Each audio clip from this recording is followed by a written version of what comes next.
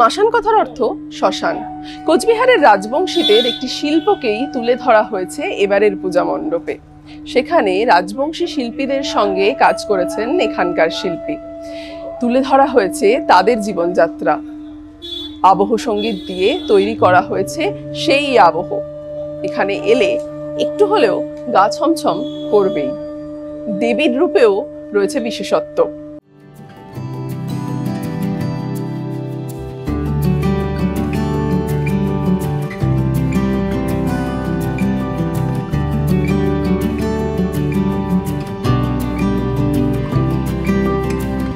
আমাদের ৯৭তম বর্ষের এবার থিম মাসান।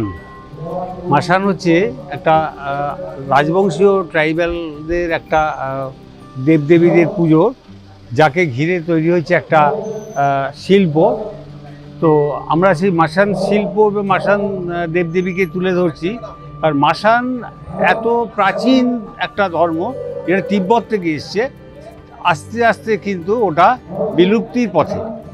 আমরা কোচবিহারেতে গিয়ে ওদের সঙ্গে কথা বলেছি, ওদের অবস্থা দেখেছি, ওরাও খুব হতাশ।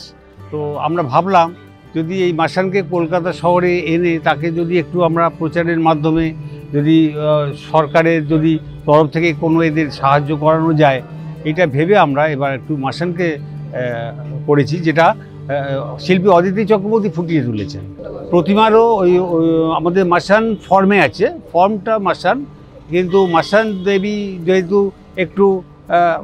একটু উগ্র হয়, একটু অনেক চামুন্ডা টাইপের, আমরা ওইখানটা কিন্তু ওই ফর্মটা পুরো আনতে পারিনি, একটু আমাদের কনসিডার করেছি ওই জায়গাটায়, কিন্তু ফর্মটা মাসান ফর্ম।